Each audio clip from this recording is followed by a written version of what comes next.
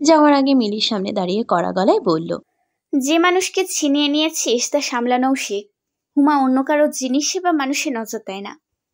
সাফা তাচ্ছিল্য হেসে বলল, তাই আই থিঙ্ক অতীতের কথাগুলো কেউ ভুলে গেছে।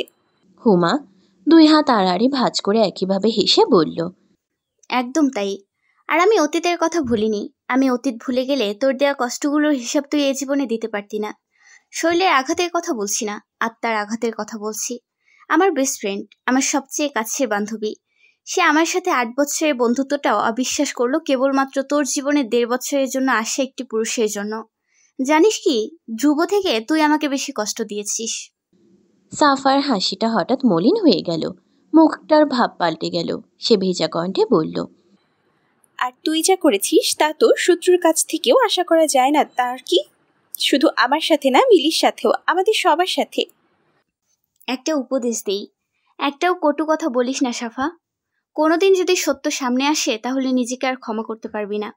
আবার সে মিলির দিকে তাকিয়ে বলল, তবে একটা কথা ঠিক, কিছু বন্ধুতা করে যা শত্রু থেকেও আশা করা সম্ভব নয়। তবে একটা কথা আরও আছে, মিথ্যার সময়টুকু সীমিত, পরিণতি কাউকে ছাড়ে না। হুমা একবার পিছনে ফিরে ধ্রুবকে দেখে সেখান থেকে চলে গেল। হুমা যাওয়ার পরপরই হঠাৎ করে সাফা কেঁদে দেয়। আহাত মাথা ঝুঁকিয়ে সাফার দিকে তাকিয়ে জিজ্ঞেস করে, তোর হঠাৎ করে কি হলো? সাফা আরো ফুপিয়ে কেঁদে ওঠে। ধ্রুব দূর থেকেই বলে, ওর বেস্ট ফ্রেন্ড ওর সাথে যত বেইমানি করুক না কেন, ও আজও তাকে বেস্ট ফ্রেন্ড ভাবে, এই কারণে কাঁদছে ও। বলি সে ভিতরে যেতে নিলেই মিলি জিজ্ঞেস করে, আর তুমি তুমি কেন ওর হাত ধরেছিলে? আজও ভালোবাসো বলো? প্রশ্নটা শুনে থমকে দাঁড়ায় ধ্রুব। সে উত্তর না দিয়ে এগিয়ে যায়। হুমা অনুষ্ঠানের সেখানে যে অনেক খুঁজে আলভিকে কিন্তু পায় না। ওর সাথে কথাটা ক্লিয়ার করার ইচ্ছা ছিল। আলভি সম্ভবত ভুল বুঝছে তাকে। কিছুক্ষণ খোঁজার পর আলভিকে সে পায় নওশিনের সাথে। আলভি এতটা স্বাভাবিকভাবে নওশিনের সাথে কথা বলছে যে মনেই হচ্ছে না যে একটু আগে কিছু হয়েছে। এই দৃশ্যটা দেখে তার নিজের পক্ষ রাখার ইচ্ছাটা মরে গেল। সে সোজা যেয়ে আফিয়ার পাশে বসল। আলভিকে সে কেন নিজের পক্ষটা বলতে চাইছিল সে নিজেও বুঝতে পারছে না। মধ্যরাত তখন। কিছু সময় পূর্বে অনুষ্ঠান শেষ হয়েছে। আলভি এই মুহূর্তে বসে আছে হুমাদের বাড়ির সামনের পুকুর পাড়টায়। সেখানে বসে তাকিয়ে আছে সে হুমাদের বাড়ির দোতলার জানালার দিকে। হুমা সেখানে বসে বই পড়ছে ধ্যান সহকারে।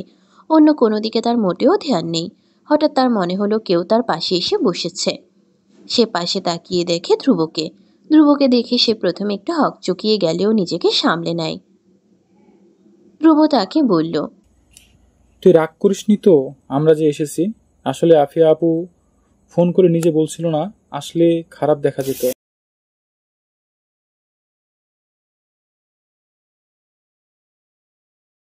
আলভি কিছু বলল না। সে নিজেও লজ্জিত যে সে তার বোনের বিয়েতে কোনো বন্ধুকে দাওয়াত দেয়নি। অবশ্যই এর কারণ আছে। সে চায় না হুমার কোনো প্রকার অস্বস্তির শিকার হতে হয় তার ভাইয়ের বিয়েতে। ধ্রুব তাকালো সামনের দোতলায় জানালার দিকে। সে বলল, এত গম্ভীরভাবে ও নিশ্চয়ই কোনো কষ্টের উপন্যাস পড়ছে। ও জানে উপন্যাসটা কষ্টের, তবুও পড়বে আর কষ্ট পাবে। তারপর কিছুক্ষণ কাঁদবে, কান্না শেষে মিষ্টি এক হাসি দিবে আর ওর মন ভালো হয়ে যাবে। আলভি অবাক হয়ে এক পলক হুমাকে দূর থেকে দেখে ধ্রুবর দিকে তাকালো। ধ্রুব আবার আলভির দিকে তাকিয়ে বলল, আমার পছন্দের রং সাদা। ওর নীল চোখের মনির প্রশংসা অনেকে করে, কিন্তু ওর নিজের চোখ দুটো পছন্দের না। ওর কালো চোখের মনি পছন্দ। ওর চোখের মনির রং নীল, এটাতে ওর অনেক আফসোস। ওকে হাজারো বড় রেস্টুরেন্টে নিয়ে যাও, ওর পছন্দ সে রাস্তায় কনের ফুসকাই। ওর সবচেয়ে পছন্দের জায়গা আমাদের কলেজের পিছনের জায়গাটা। এর দুইটা কারণ রয়েছে। প্রথমত, সেখানে আগে আমরা সবাই আড্ডা দিতাম সব সময়, এবং দ্বিতীয়ত সেখানে আমি প্রথম ওর দর্শন করেছিলাম, প্রথম ওর নীলবর্ণ নয়নের প্রেমে পড়েছিলাম সেখানেই। আলভি অবাক হয়ে তাকিয়ে রইল ধ্রুবর দিকে। ধ্রুব তাকে এসব কেন বলছে সে বুঝতে পারছে না। ধ্রুব হেসে বলল, ভাবছিস কেন তোকে এসব বলছি, তাই না? কারণ আমি তোকে এটা বোঝাতে চাইছি, যেখানে আমি ওকে এতটাও জেনেও চিনতে পারলাম না, তুই ভাবতেও পারবি না এতটা ভালোবেসেছি আমি ওকে। কিন্তু সে ভালোবাসার পরিণাম দেখেছিস তুই। আমার মতো ভুল করিস না বন্ধু। ধ্রুব উঠে দাঁড়িয়ে আলভির কাঁধে এক হাত রেখে গম্ভীর গলায় বলল, ওর থেকে যতটা পারবি দূরত্ব বজায় রাখবি। এটাকে উপদেশ ভাব বা ওয়ার্নিং, তোর ইচ্ছা। বলেই চলে গেল ধ্রুব। আলভি আবার উপরে তাকিয়ে দেখে হুমা কাঁদছে ফুপিয়ে ফুপিয়ে। আলভি তাকিয়ে রইল সেদিকে। দেখল ধ্রুবর প্রতিটি কথা সত্য হলো। সে মধ্যরাতের বেদনার হাওয়ায় মিশে গেল এক দীর্ঘশ্বাস।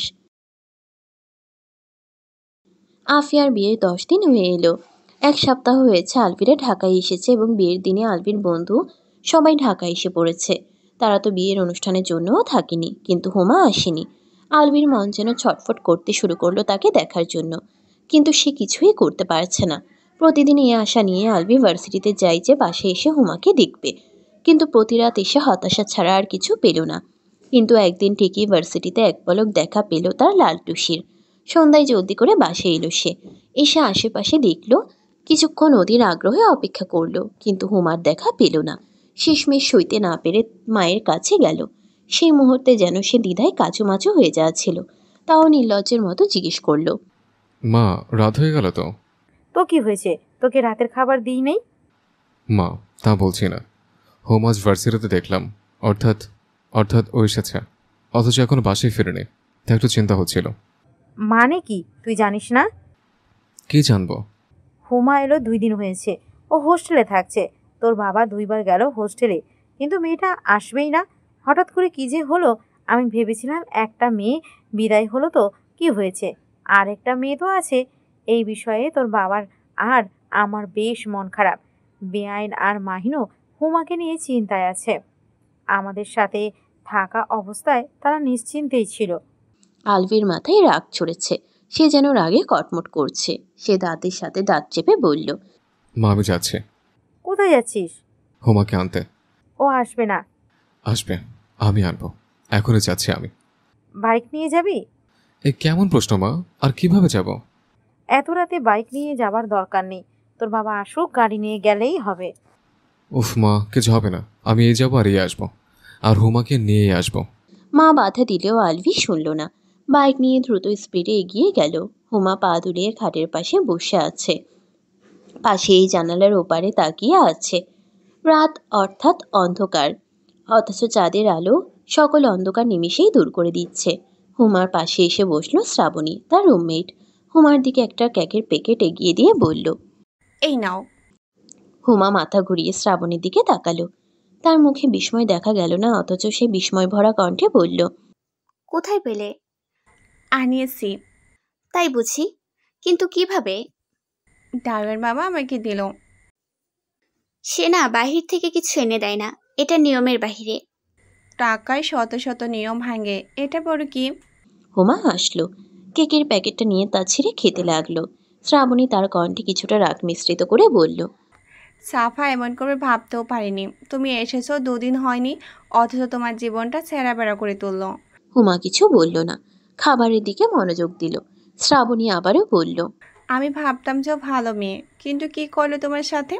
প্রথম যেদিন আসলে সেদিনই কি অপমান না করলো সবার সামনে। তারপরের দিন বাথরুমে গোসল করতে গিয়েছিলে, আর বাথরুমের দরজা বন্ধ করে দিল।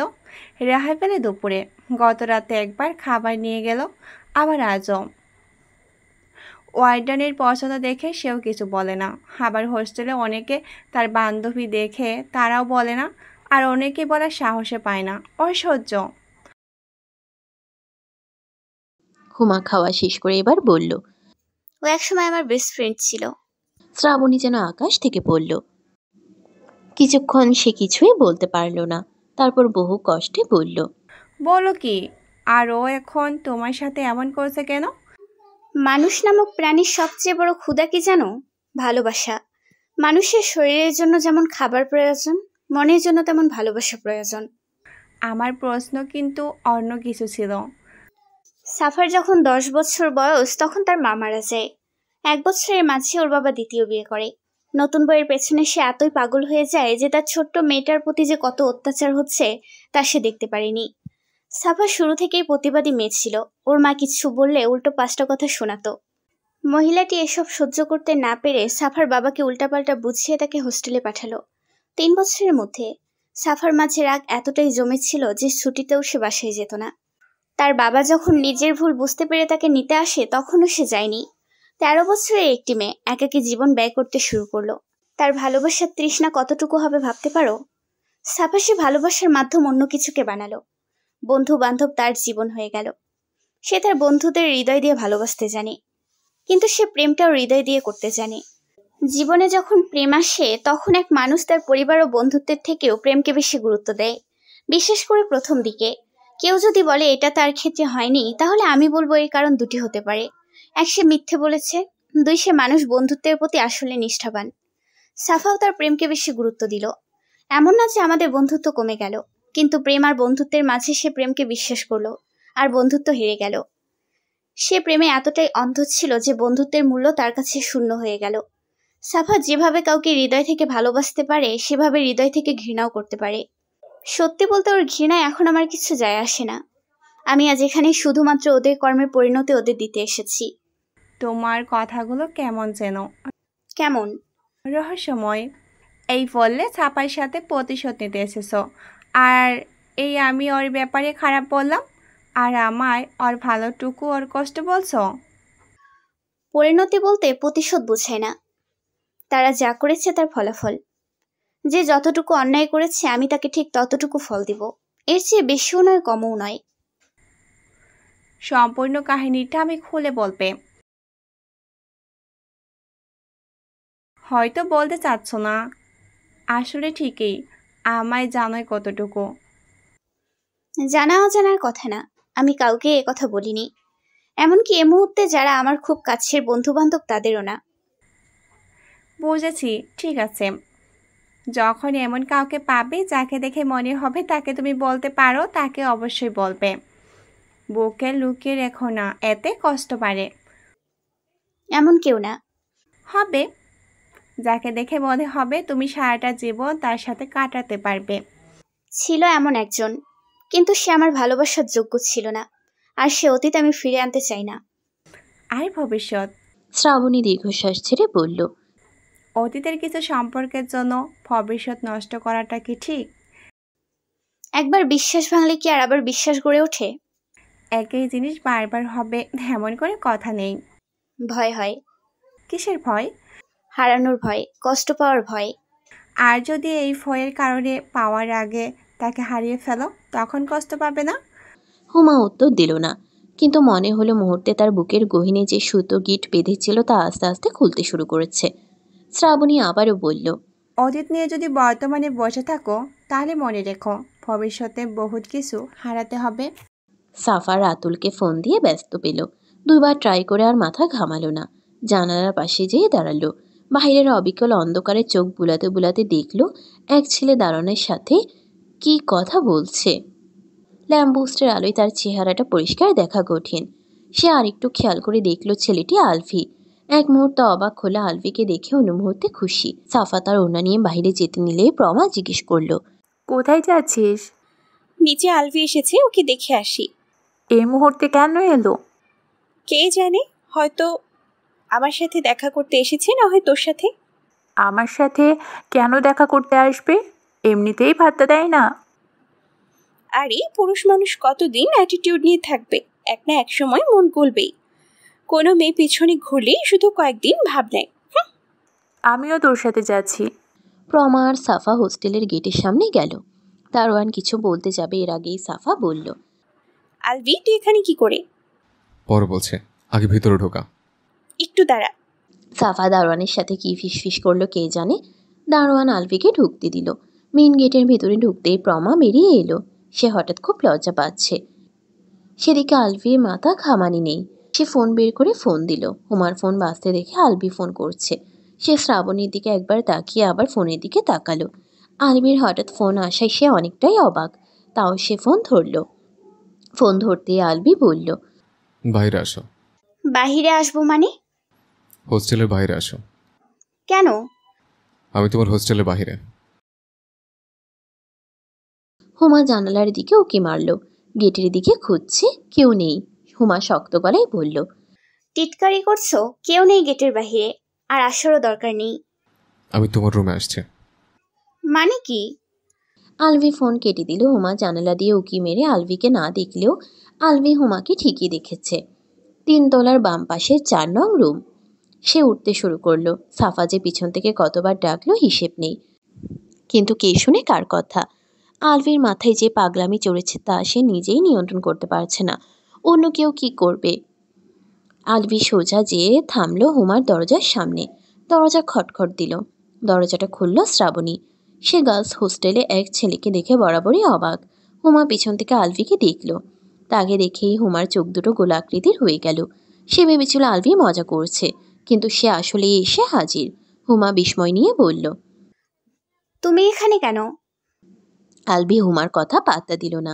সোজা রুমে ঢুকে তার আলমারি থেকে ব্যাগ বের করে কয়েকটা কাপড় নিল। এদিকে হুমা যে বারবার তাকে বারণ করছে সেদিকে তার ধ্যান নেই। শ্রাবণী শুধু দাঁড়িয়ে দেখছে এই দৃশ্যটা।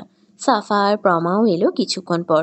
আলভি ব্যাগে অগোছালো ভাবে কাপড় ভরে হুমার হাত ধরে নিয়ে যেতে লাগলো। সাফা আলভির সামনে এসে দাঁড়ালো। সে বলল, তোর এত দরদ কিসের ওর জন্য? হ্যাঁ, আমি হুমাকে ভালোবাসি। কোনো সমস্যা?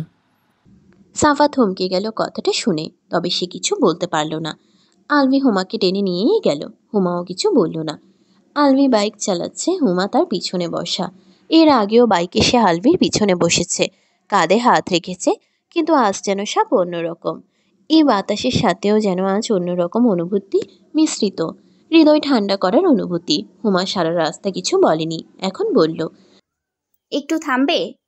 কাপা কাপা কণ্ঠ, যেন আকুতির সাথে শত আবেগ মিশানো। তবুও আলভি কড়া গলায় উত্তর দিল, সেখানে যাওয়ার কথা মুখে আনবে না, সোজা বাসায় যাবে। চায়ের দোকানে চলো। বাসায় যেয়ে চা বানিয়ে দেবে। উফু, চায়ের দোকানে চা খাবো। আলভি উত্তর দিল না। হুমা আকুতির স্বরে বলল, শুধু এক কাপ। আলভির রাগ যেন গলে পড়ে মুহূর্তে।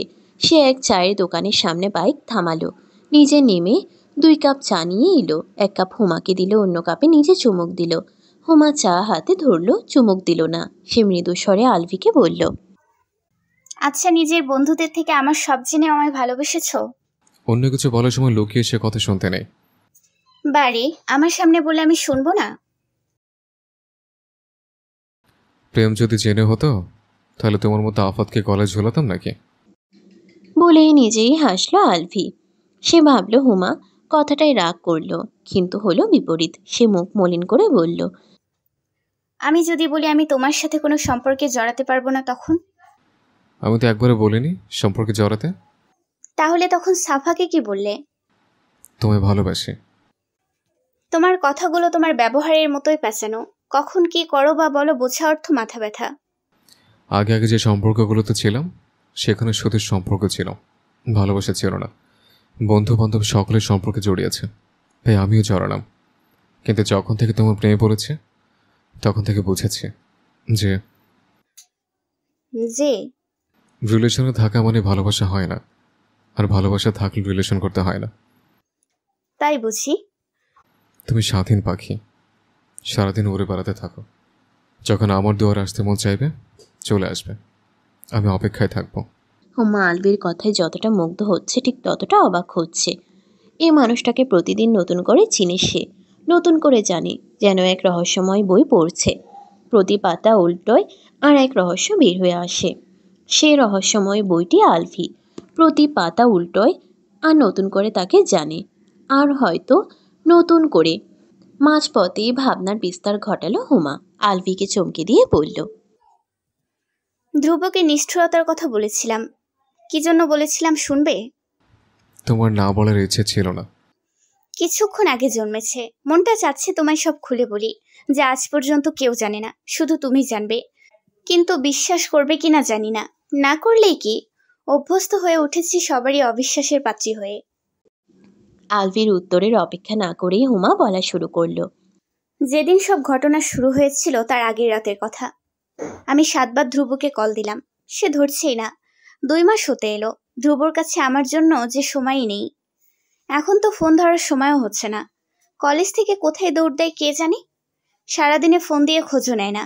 অথচ সে ধ্রুব আগে প্রতি ঘন্টায় ঘন্টায় ফোন দিত। সে খেয়েছে কিনা, পড়ছে কিনা, ঠিক মতো ঘুমিয়েছে কিনা, কি করছে। কিন্তু সে ধ্রুব আজ এভাবে বদলে যাবে ভাবা চাই। ধ্রুব ফোনটা ধরে আমাকে কিছু বলার সুযোগ না দিয়েই বলল, হুমা আমি তোমাকে পরে ফোন দিই, এখন একটু ব্যস্ত। এমনকি আমার উত্তর না শুনেই ফোন কেটে দিল। মুহূর্তে যেন আমার বুকে ঝড় বয়ে গেল, চোখটা ভিজে গেল। জানালার পাশে বসে সে গধূলি সন্ধ্যা দেখতে লাগলাম। সে আকাশ নীলকমলা থেকে কালো আবরণ ধারণ করলো, তবু ধ্রুবর ফোন এলো না। আমি অপেক্ষা করতেই থাকলাম শেষ রাত পর্যন্ত। না সে রাতে আমি খাবার খেলাম, না ঘুমালাম।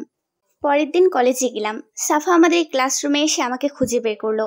আমাকে পেছন থেকে জড়িয়ে ধরে গালে গাল ঘষে বলল, আমার হুমু বেবিটার মন আজ এত খারাপ কেন? আর বলিস না, ধ্রুব কেমন যেন হয়ে গেছে। আজকাল আমাকেও সময় দেয় না। সাফা আমার পাশে বসে ব্যাগ রেখে বলল, বলিস কি, অন্য মেয়ের চক্কর না তো? একদম না, আমার ধ্রুবর ওপর সম্পূর্ণ বিশ্বাস আছে। ধ্রুব আমায় ছেড়ে অন্য মেয়ের সাথে অসম্ভব। সাফা হাসলো। এতক্ষণে মিলি আসলো। সাফা মিলিকে দেখে বলল, বুঝলি মিলি, আমাদের হুমা প্রেমে পাগল হয়ে যাচ্ছে। মিলি উত্তরে কিছু বলল না। সাফা আমাকে জড়িয়ে ধরে বলল, চিন্তা করিস না, আগামী সপ্তাহে তো জন্মদিন, সব ঠিক হয়ে যাবে। কিন্তু আমার মনে হয় ধ্রুবর মনে নেই। ধ্রুব কি, ধ্রুবর বাপের মনে থাকা লাগবে। আঙ্কেল মনে রেখে কি করবে? আমার এমন বোকামি দেখে সাফা হেসেই দিল। আমার মাথায় আলতো করে থাপ্পড় মেরে বলল, বোকা, কবে বড় হবি তুই? এত অবুঝ হলে এই যুগে বাঁচা যায়? আমি হাসি মুখে বললাম, তোরা আছিস না? তুই, ধ্রুব, মিলি আমার সাথে। আমি জানি তোরা সবসময় আমাকে সামলানোর জন্য আছিস। অফকোর্স জান্টুস, আছি। সাফা আরো শক্ত করে আমাকে জড়িয়ে ধরলো। আমি মিলিকে হাতের ইশারায় ডাকলাম। মিলিও আমাদের মাঝে সামিল হলো। মিলি আমাকে কলেজ শেষে একলা ডাকলো। আমি তার কথা অনুযায়ী একাই গেলাম। যেয়ে দেখি মিলি ফোনে কি যেন টিপছে। আমি যেয়ে মিলিকে জিজ্ঞেস করলাম, কি হয়েছে রে? আর সাফাকে ছাড়া ডাকলি? আর ক্লাসের মাঝে কি বলছিলি? কি যে বলবি বিশেষ কথা? মিলি দীর্ঘ নিঃশ্বাস ছেড়ে আমাকে তার ফোন দিল। আমি একবার মিলির দিকে তাকিয়ে আবার ফোনে তাকালাম। আচমকায় আসমান যেন 7 আসমান থেকে পড়লাম। বিস্ময়কর কণ্ঠে বলল, এটা তো রাতুল। হ্যাঁ, অন্য মেয়েদের সাথে। এত বিশ্রী ছবি, ছি। এটা তো কিছু না, শুধু 3টা মেয়ের সাথে দেখালাম। শুধু মানে? আরও আছে, ওর সাফা ছাড়া আরও 3টা মেয়ের সাথে রিলেশন আছে। আগে পরে তো আছিলই। এছাড়া ও খেলার জন্য, স্টেমিনা বাড়ানোর জন্য ড্রাগসও নেয়। বলিস কি? হ্যাঁ, আমি এটা জানলাম 1 মাস আগে। তারপর আমি খোঁজ করে আর রাতুলের গোয়েন্দাগিরি করে এগুলোর খোঁজ পেলাম। সাফাকে বলতে হবে, চল। আমি মিলির হাত টান দিয়ে নিয়ে যেতে নিলাম, কিন্তু মিলি নড়ল না। আমি পেছনে জিজ্ঞেস করলাম, কি হলো, চল। যে যদি বলে প্রমাণ কি, তখন ও শুধু শুধু আমাদের ভুল বুঝবে, বিশেষ করে আমায়, কারণ ছবিগুলো আমি জোগাড় করেছি। এই ছবিগুলো থেকে বড় প্রমাণ কি লাগে? রাতুল যদি বলে ছবিগুলো এডিট করা। এটা সম্ভব নাকি? অবশ্যই সম্ভব। তখন রাফা আমাদের দোষারোপ করবে। ধ্রুব থেকে সাহায্য চাই। ধ্রুব আর রাতুল ঘনিষ্ঠ বন্ধু। এই কথায় বিশ্বাস না করলে তোকে কিছু বলবে না, দোষারোপ করবে আমায়। আমি চিন্তায় পড়ে গেলাম। আমি চিন্তিত গলায় বললাম, তো এখন? আমার কাছে একটা আইডিয়া আছে। কি? আমরা কেন না কেউ রাতুলের সাথে মেসেজিং করি, আর তার এসব কাণ্ডের ব্যাপারে মেসেজিং সাফাকে দেখাই। কেমন মেসেজিং? মিলি আমায় কেমন মেসেজিং তা জানালো। আমি শুনেই যেন লজ্জায় মরে যাচ্ছিলাম। আমি মিলিকে বললাম, ছি, আমি এসব করতে পারবো না। আমি কিভাবে করি? আমার পাসওয়ার্ড তো ভাইয়া জানে। এক কাজ করা যায়। কি? তোর যদি কোনো সমস্যা না হয়, তোর ফেসবুকের পাসওয়ার্ড আমায় দে। আমি রাতুলের সাথে চ্যাটিং করলাম, অন্য কিছু আমি দেখব না। মিলি আমার খুব কাছের বান্ধবী ছিল, তাই আমি নিশ্চিন্তে দিয়ে দিলাম। অনলাইনে থাকায় রাতে ধ্রুব খুব মেসেজ দিত, ফোন দিত, কিন্তু তখন আমি ঘুমাতাম। কিন্তু সে জিনিস নিয়ে তেমন সমস্যা হতো না। ধ্রুব ভাবতে শুরু করলো, তখন আমি রাগে ওর ফোন ধরছি না, ওর অবহেলার কারণে। আমি ওকে সত্যিটা বলতেও পারছিলাম না। দিনের পর দিন চলে গেল। এলো নবীনবরণ প্রথম বর্ষের, অর্থাৎ আমাদের জুনিয়রদের। আমি, ধ্রুব আর মিলি গানের প্রতিযোগিতায় অংশ নিয়েছিলাম। হঠাৎ মিলির কণ্ঠ নষ্ট হওয়ায় ধ্রুব আর আমি অংশ নিলাম। ছেলেদের মাঝে বিজয়ী হলো ধ্রুব, আর মেয়েদের মাঝে আমি। তারপর এলো সে ভয়াবহ সময়, যা আমার জীবনটার মোড় পাল্টে দিল। জয়ের পুরস্কার আমার হাতে ছিল। আমি ধ্রুবর সাথে কথা বলছিলাম, হঠাৎ সাফা এসে আমার হাত টেনে নিয়ে গেল। কোথায় নিয়ে যাচ্ছিল আমি জানতাম না। ধ্রুব আমার পিছে এলো। আমি বারবার সাফাকে জিজ্ঞেস করছিলাম কোথায় যাচ্ছি, ও কিছুই বলল না, শুধু আমায় টেনে নিয়ে গেল। এক রুমে যেয়ে আমার হাত ছাড়লো, আর গালে থাপ্পড় বসিয়ে দিল। আমি হতভম্বের মতো তাকিয়ে রইলাম। ধ্রুব আটকে উঠল, তীব্র গলায় বলল, সাফা, এসব ফাজলামের মানে কি? ফাইজলামি আমি করছি? এই জঘন্য মেয়েটাকে জিজ্ঞেস কর ওর কয়টা ছেলে প্রয়োজন, একটা দিয়ে হয় না? আর অন্য ছেলের সাথে যা করার করবে, আমার বয়ফ্রেন্ডের উপরই নজর দিবে কেন? হ্যাঁ, এত দেহের সুখ প্রয়োজন হলে তোমায় বললেই তো পারে। সাফার কথা শুনে ধ্রুব ওর ওপর হাত তুলতে নিয়েও থেমে গেল। আমি গালে হাত দিয়ে হতভম্ব হয়ে চেয়ে রইলাম সাফার দিকে। সাফা ধ্রুবর দিকে ফোন এগিয়ে দিয়ে বলল, এই দেখো তোমার হুমুর কাণ্ড। রাতুলের সাথে কি খারাপ মেসেজিং করেছে, দেখতেও ঘৃণা লাগে। ভাগ্যিস রাতুল ভালো, আমায় আজ সকালেই সব জানিয়েছে। আমি বিশ্বাস করিনি, কিন্তু এসব দেখে ছি, এই মেয়েকে ফ্রেন্ড বলতেও ঘৃণা করছে আমার। নিজের ফ্রেন্ডের বয়ফ্রেন্ডকে কিভাবে, ছি। ধ্রুব মেসেজিংগুলো দেখে থমকে গেল। আমি ধ্রুবর হাত থেকে ফোন নিয়ে নিজেও দেখলাম। সত্যি কথা, আমার নিজেরটা দেখতেও লজ্জা লাগছিল। আমি বললাম, সাফা আমার কথা বিশ্বাস কর, এসব আমি করিনি। রাতুলের অন্য মেয়েদের সাথে সম্পর্ক ছিল। আমি আর মিলি তা প্রমাণের জন্য মিলি রাতুলের সাথে চ্যাটিং করেছে। আমি দৌড়ে মিলির কাছে গেলাম, ওর হাত ধরে বললাম, মিলি ওদের সত্যিটা বল না, তোর ফোনে না রাতুলের অন্য মেয়েদের সাথে ছবি ছিল? দেখা প্লিজ। মিলি আমার হাত থেকে হাত সরিয়ে নিল। আমি বিস্ময়কর দৃষ্টিতে তার দিকে তাকিয়ে রইলাম। সাফা আবার আমার সামনে এসে আমার হাত ধরে হাতের ওপর একটা ঔষধের বোতল রাখলো। আমাকে জিজ্ঞেস করলো, এটা কি বলতো? মাথা ব্যথার ঔষধ। এটা কণ্ঠ নষ্ট করার ওষুধ, যা আমি তোর ব্যাগ থেকে পেয়েছি। এটাই মিলিকে দেওয়া হয়েছে। আমি নিজে যেয়ে ফার্মেসিতে জিজ্ঞেস করে আসছি যে এটা তুই কিনেছিস। কিন্তু মিলি নিজে এটা আমাকে কিনতে বলেছে। মিলি, তুই কিছু বলছিস না কেন? মিলি এবার বলল, যা বলল তা শোনার জন্য আমি মোটেও প্রস্তুত ছিলাম না। সে ভাঙা গলায় বহু কষ্টে কথাগুলো বলল। হুমা, তুই এমন আমি জানতাম না। এসব করার আগে একবার ভাবতি আমাদের কথা। আমি যেন আকাশ থেকে পড়লাম। আমি আতকে উঠে বললাম, মিলি এসব কি বলছিস তুই? তুই আমাকে ঔষধ আনতে বললি, তুই রাতুলকে ফাঁস করার প্ল্যান করলি, আমার ফেসবুক ইউজ করে রাতুলের সাথে চ্যাটিং করলি। তুই এসব কি বলছিস? আমি তোর ফেসবুকের পাসওয়ার্ড কই পাবো? আর আমি নিজের এত বড় ক্ষতি করতে যাব কোন দুঃখে?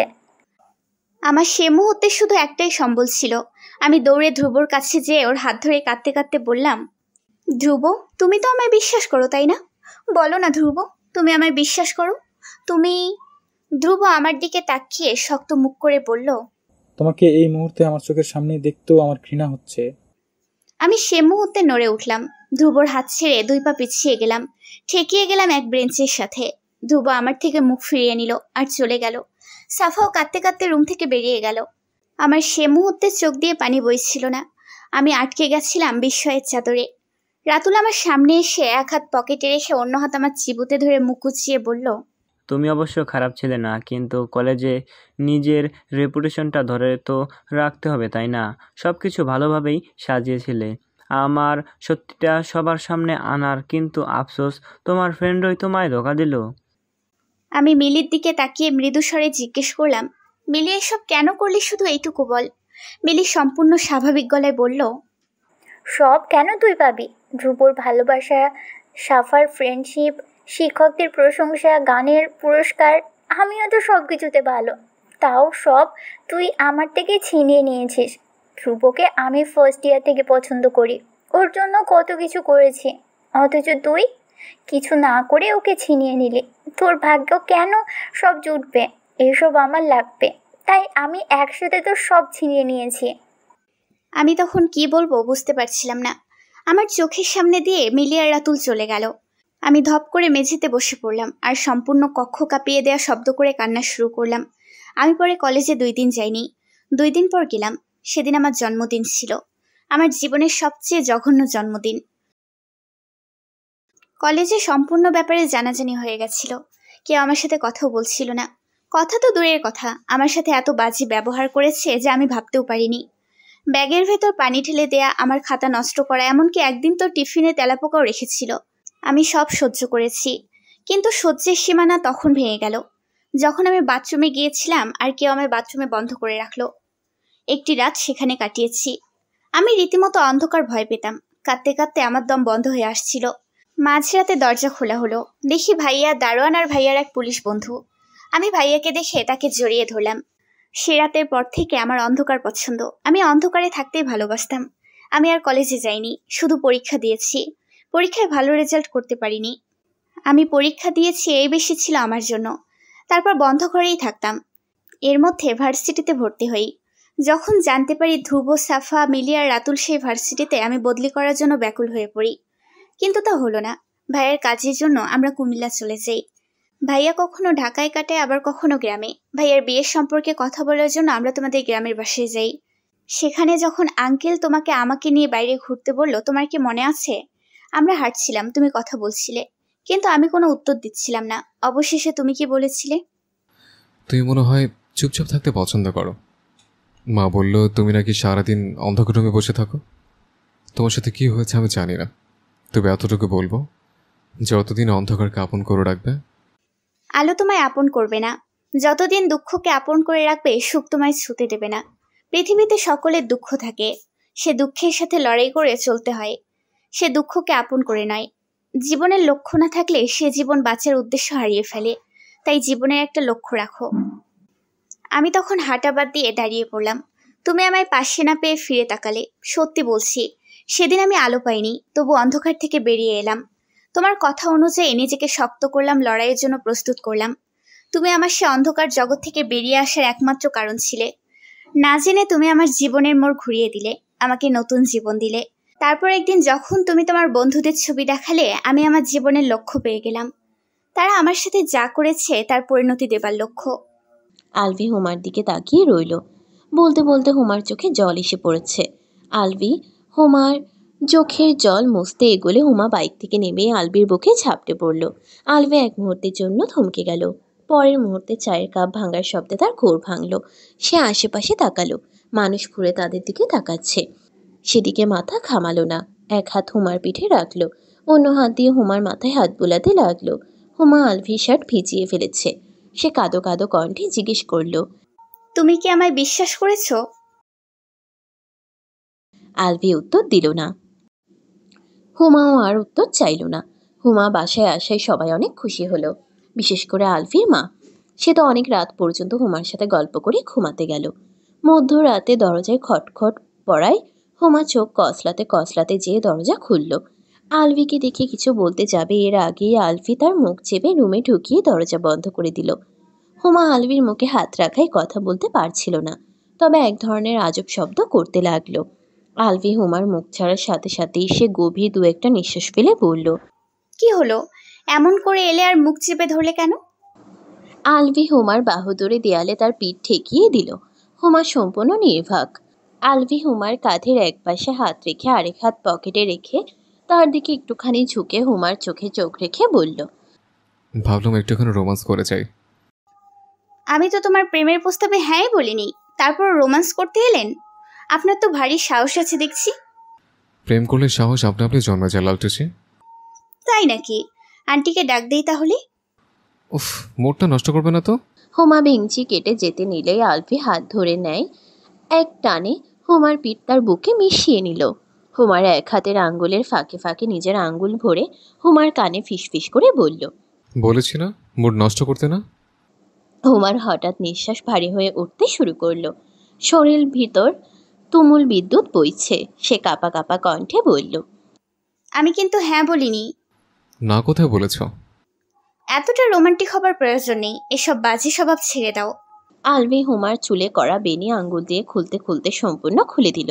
সে চুলে নাক ডুবিয়ে এক গভীর নিঃশ্বাসের সাথে সম্পূর্ণ চুলের ঘ্রাণে যেন মাতাল হয়ে উঠল। নেশাযুক্ত কণ্ঠে বলল, এসব বাজে স্বভাব ছাড়লে ভবিষ্যতে বাবা ডাক শুনবে কি করে তাইলে? ইস, কি বেহিয়া তুমি। আলভি হুমাকে নিজের দিকে ঘুরিয়ে কোমর আঁকড়ে ধরল। হুমা আচমকাই এক পলক আলভির চোখের দিকে তাকিয়ে চোখ নামিয়ে নিল। আলভি বলল, এমন লজ্জা পেলে কিন্তু আর কন্ট্রোল করতে পারবো না। বিয়ের পর এমন লজ্জা পেলে কিন্তু হবে না। কে করবে তোমায় বিয়ে? তুমি আর কে? ইস, কি শখ। শখ না, বাস্তব। আমার ছেড়ে অন্য কারোর সাথে বিয়ের কথা ভাবলে প্রথমে তোমাকেই খুন করব। তারপর? তোমার ছাড়া বাঁচতে পারবো নাকি? পরের মুহূর্তে নিজেকে মারবো। হুমা হেসে দিল। হুমা তার দুই হাত আলভির দিকে বাড়িয়ে আলভির হাত নিজের কোমর থেকে সরিয়ে বলল, আমি হ্যাঁ বলিনি যেহেতু, সেহেতু সাবধানতাজনিত দূরত্ব বজায় রাখলে ভালো হয়। ফ্রেন্ড আছো, ফ্রেন্ডের মতো থাকবে। ইস লালটুসি, এইভাবে ফ্রেন্ডজন করো না তো, বুকে ভীষণ ব্যথা হয়। তুমিও তো আমায় বলো না যে আমায় ভালোবাসো। আমি তো ভুলে শুনে ফেলেছি। আমার ভালোবাসার লুকোচুরির খেলা নয় যে এক বন্ধ রুমে বলবো। যখন আমি আমার ভালোবাসার প্রস্তাব দিব তখন সবাই শুনবে। তাই যদি প্রত্যাখ্যান করে দেই তাহলে? ও, আমি তো ভুলেই গিয়েছিলাম। মেয়েদের অভাব আছে নাকি তোমার? একদিকে প্রমা, অন্যদিকে নওশিন, কত অপশন। আলভি প্রথমে একটু থতমত খেয়ে যায় হুমার কথার ভঙ্গি দেখে, তারপর হাসতে হাসতে বিছানায় গড়াগড়ি খেলো কতক্ষণ। হুমার রাগান্বিত স্বরে বলল, একদম হাসবে না। তুমি জেলাস ফিল করছো, ডিরেক্ট বললেই হয়। এত ঘুরিয়ে বলার প্রয়োজনটা কি ছিল? ওহ প্লিজ, আমি তোমাকে নিয়ে কোনো জেলাস ফিল করছিলাম না। এমনিতেই হাসান ভাইদের বাসা থেকে আসার পর আমাদের মাঝে অনেক বিশ্রী এক পরিস্থিতি তৈরি হয়ে ওঠে।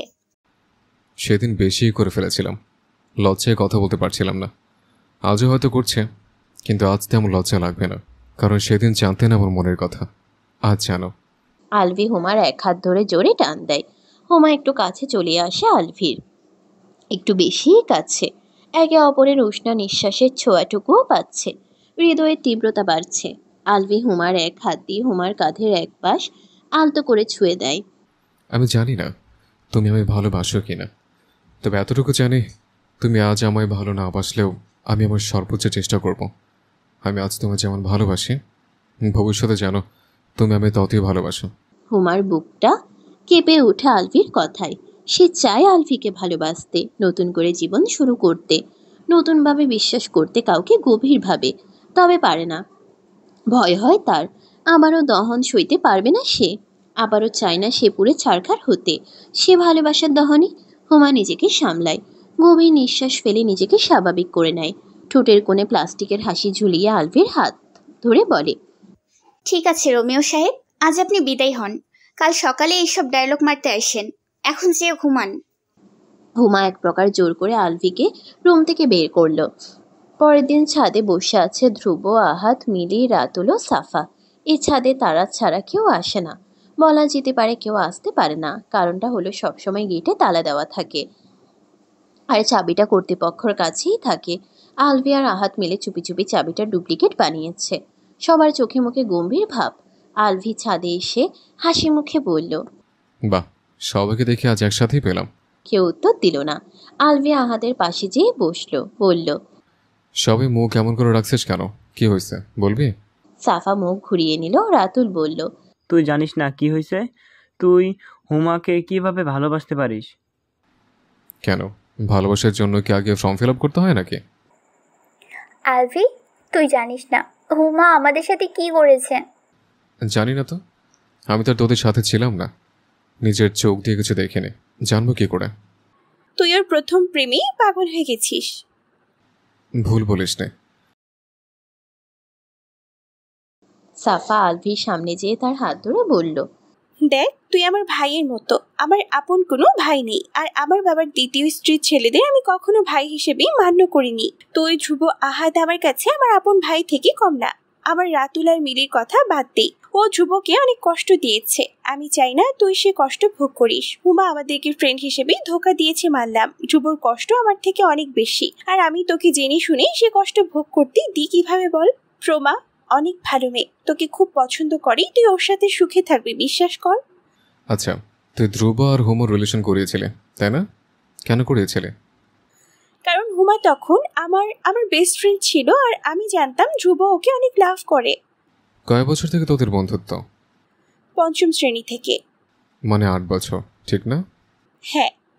এত বছরে তুই তোর বেস্ট ফ্রেন্ড যে এত বাজে, খেয়াল করিস নে? আজব ব্যাপার। সাফা কিছু বলতে পারলো না, চুপচাপ ঠিক আগের জায়গায় বসে পড়ল। ধ্রুব চোখ সরু করে জিজ্ঞেস করলো, তুই ওর যুক্তি দেখাচ্ছিস? তাহলে সে ফোনের মেসেজিং এবং সে ঔষধ তোর যুক্তির মাঝে পড়ে না। তুই শুধু হুমাকে অন্য কারোর সাথে সহ্য করতে পারিস না, আসলে এখানে তোর দোষ নেই, ভালোবাসাটাই এমন। ও একদিন তোকেও ছেড়ে চলে যাবে। কিন্তু আমার যতটুকু মনে আছে তুই ওকে ছেড়েছিলে, ও না। ও কাজটাই এমন করেছে। বিশ্বাসটা তো তুই করিস নে। তুই আগে তো এই কথা বলতি না। কারণ তখন আমি হুমাকে চিনতাম না। আমার জায়গায় থাকলে তুইও ওকে বিশ্বাস করতে পারতি না। তুই সেই পরিস্থিতিতে ছিলি না বলে এই কথা বলতে পারছিস। আমরা তোর ভালোর জন্য বলছি, তোর ক্ষতি হোক আমরা চাই না। হুমাকে ভালোবেসে আমার আগুনে পড়তে হলেও আমার মুখ দিয়ে টু শব্দ বের হবে না।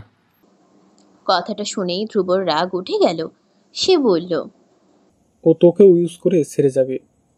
ওর একটু প্রেম পাবো, এই আমার জন্য যথেষ্ট। ও তোকে ভালোবাসবে না। ও আমাকে ইতিমধ্যে ভালোবেসে ফেলেছে। ধ্রুবর কি হলো কে জানে উঠে আলভির কলার ধরে ফেলল। রাগে তার মুখ লাল হয়ে গেছে। সবাই অবাক। আলভি শান্ত গলায় বলল, মনে হয় ভুলে যাচ্ছিস সোমা, তোর এক্স এবং তোর একটা গার্লফ্রেন্ড আছে। হোম এখন কাকে ভালোবাসে এতে তোর কিছু আসা উচিত না। এক শোক আমাকে ছাড়া অন্য কাউকে ভালোবাসবে না। তোর মনে হয় তুই এতটাই প্রয়োজন যে কেউ তোর জন্য সারা জীবন অপেক্ষা করবে, যেখানে তোকে ফিরে পাওয়ার কোনো আশাই নেই। আরও জানে তুই এখন অন্য কাউকে ভালোবাসিস। আমি শুধু হুমাকে ভালোবেসেছি আর সারা জীবন ওকেই ভালোবাসবো। কথাটা বলে ধ্রুব নিজেই থমকে গেল। ধ্রুব আলভির কলার ছেঁড়া অপরাধীর মতো সবার দিকে এক পলক তাকিয়ে সেখান থেকে চলে গেল। আলভিও আর সেখানে থাকলো না। মিলি কান্না করতে শুরু করলো। সাফা মিলিকে সামলানোর জন্য পাশে বসলো। এক গভীর নিঃশ্বাস ফেলে বলল, হুমা ঠিকই বলেছিল, আমাদের ভেঙে রেখে দিবে। আর এত গভীর বন্ধুত্ব। বলতে চেয়ে নিজেই কেঁদে দিল। রাতুল সাফাকে বুকের ভিতর ভরে নিল। বলল, কান্না করো না, কান্না তুমি না, হুমা করবে, যেভাবে 2 বছর আগে করেছিল।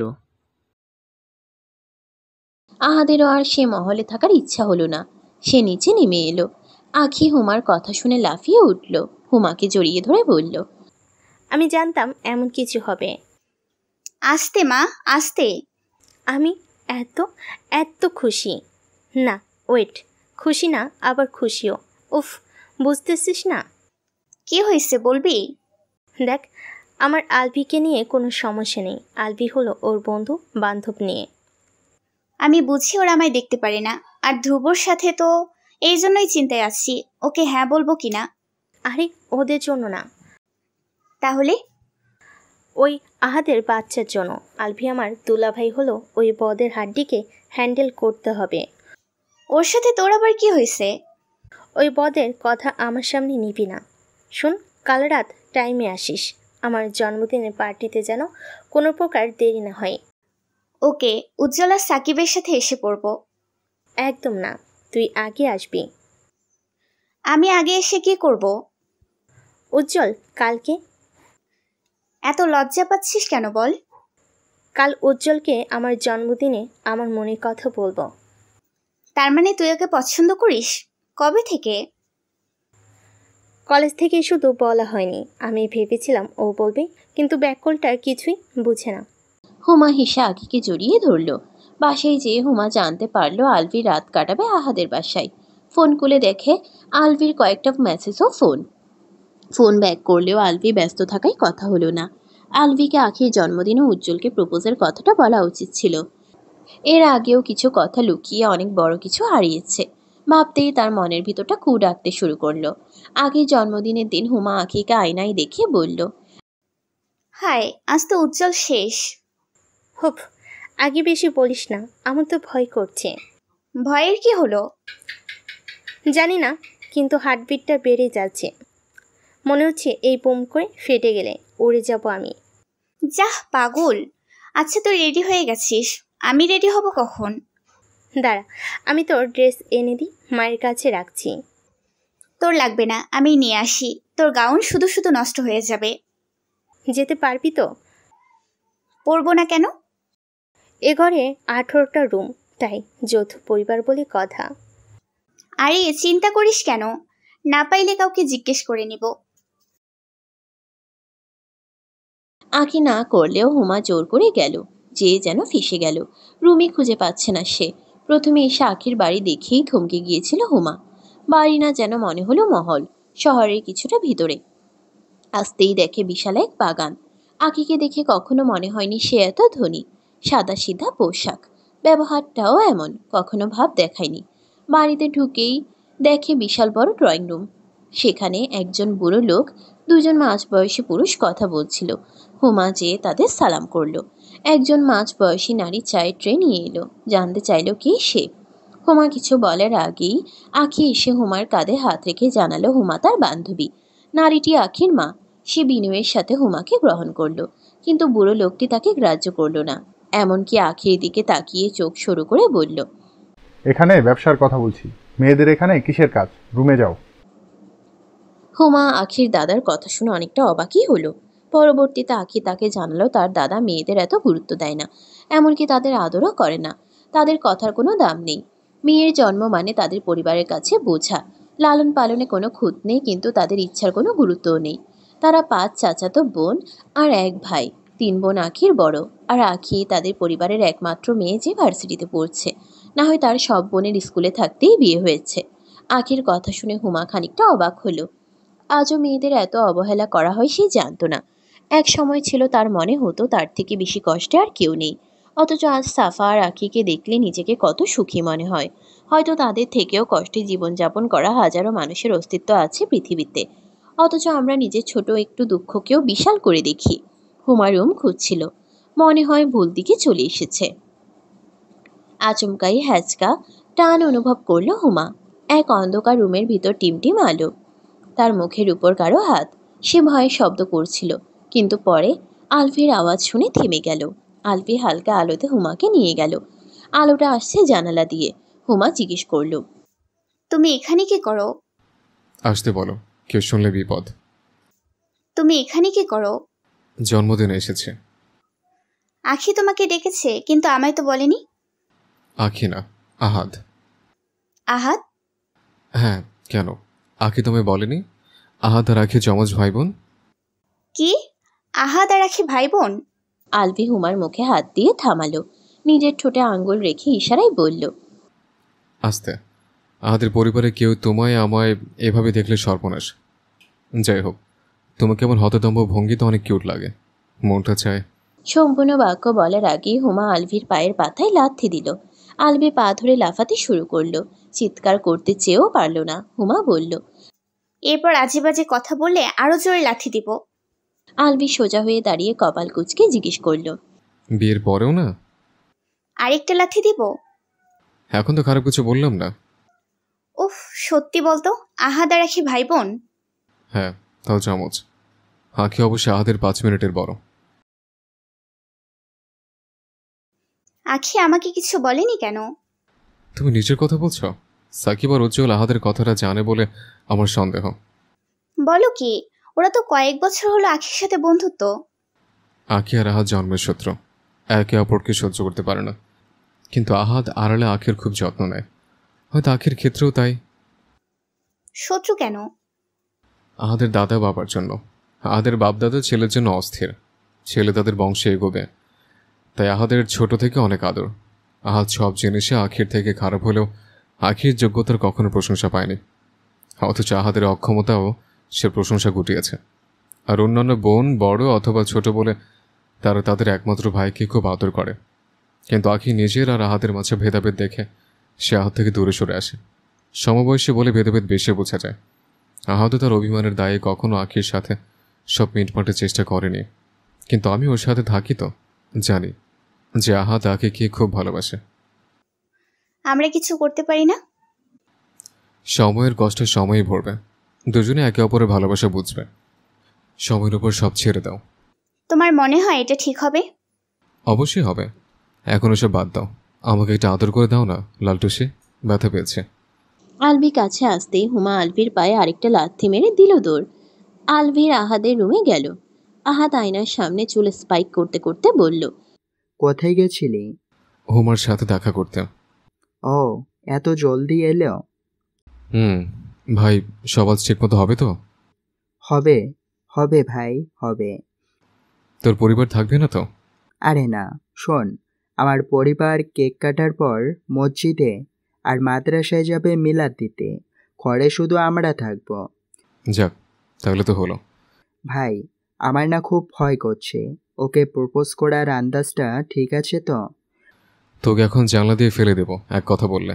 কাল সারাটা দিন খাটাইছস, এখন এ কথা বলতেছস? আচ্ছা ভাই, রাখিস না, তাও একটু বল না, সব ঠিক হবে তো? আহাদ রাগী দৃষ্টিতে তাকিয়ে রইল। আলভি একটু জোরপূর্বক হাসি তাকে প্রধান করে বিছানা থেকে তার স্যুট নিয়ে এক দৌড় দিল বাথরুমে। আলভি যথাসম্ভব সবার সাথে ভালো ব্যবহার করলো, কিন্তু ধ্রুব, সাফা, মিলি, রাতুল কেউ তার সাথে কথা বলল না।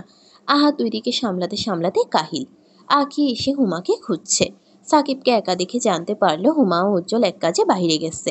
আখি কিছু বলল না। হুমা আর উজ্জ্বল কিছু সময়ের মাঝেই চলে এলো। হুমাকে দেখে যেন আলভি যেন চোখই সরাতে পারছিল না। সাদা রঙের বারবি গাউনে একদম রাজকন্যা লাগছিল তাকে। হুমাও মাঝে মাঝে আর চোখে আলভির দিকে তাকাচ্ছিল। আলভির অপলক দৃষ্টি দেখে সে লজ্জায় যেন মাটিতে মিশে যাচ্ছিল।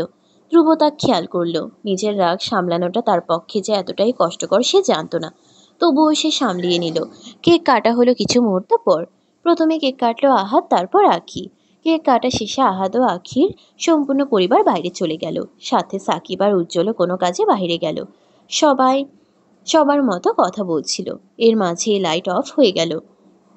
চারপাশে শুধু মৃদু আলো। এক লাইট পড়লো হলের মাঝখানে। সেখানে আলভি এক মাইক নিয়ে দাঁড়ালো। সে বলা শুরু করলো, আজ আমার বন্ধু কম ভাই আহাদের জন্মদিন। অবশ্যই দিনটা আহাদের জন্য খুব স্পেশাল, কিন্তু বেচারাকে এই দিনটিকে খাটিয়ে তার দম বের করে দিয়েছে। সরি ভাই, আমার জন্য এত কষ্ট করলে। আহাদ মুচকে হাসি দিয়ে বলল, দম না জান বের করে দিয়েছিস। প্রত্যাখ্যান হলে তোর খবর আছে। তোর প্রেমিকার উপহারের জন্য আমার খাটনি তোর থেকে বেশি গেছে। সেখানে উপস্থিত প্রায় সবাই হেসে দিল, কিন্তু হুমা অবাক হয়ে আখির দিকে তাকালো। আখি কানে কানে জিজ্ঞেস করলো, কি হচ্ছে রে? মনে হয় আমার প্রপোজ করার আগেই তুই প্রপোজাল পাবি। যাক, আলভি তুলাভের পর আমারটা করব, একটু অপেক্ষা করি। মায়ের খাবি? ইস, লজ্জাপতি, সবার সামনে লজ্জা পেও না। একটু জড়িয়ে ধরো তোমার আলভিকে। ওর হঠাৎ এভাবে বলার দরকার ছিল? আমি প্রস্তুত না। হ্যাঁ বলবো কিনা বুঝতেছি না। আখি কিছু বলতে যাবে, এর আগে আলভির কণ্ঠ শুনে থেমে গেল। এক প্রজেক্টরে হুমার ছবি ভেসে উঠল, বিভিন্ন ছবি। আলভির ছবির পাশে দাঁড়িয়ে বলল, আমি বলেছিলাম তুমি আমার ভালোবাসা কোনো লুকোচুরি খেলা নয়, যে যে বন্ধ দরজার আড়ালে আমার প্রেম ব্যক্ত করব। তুমি জানো আমার ভালোবাসা পাগলামি কতটুকু, তোমার জন্য পাগলামিটা কতটুকু। এমন না যে আগে রিলেশন করিনি, কিন্তু সত্যি বলছি তোমার মতো অন্য কাউকে ভালোবাসিনি। তুমি ছিলে এক মাতাল হাওয়ার মতো, যার নেশে আমি আসক্ত হয়েছি। না, আমি কবু নই, তবু তোমার ছয় কবিতাও লিখেছি। নেশা ছিল তোমার সে চোখ, থামাবো কি করে এ যে মনের রোগ। আড়ালে আড়ালে তোমার নীল চোখের বই পড়েছি আমি, কিছু ক্লেশ, কিছু পীড়া, তো কিছু রহস্যে ভরা।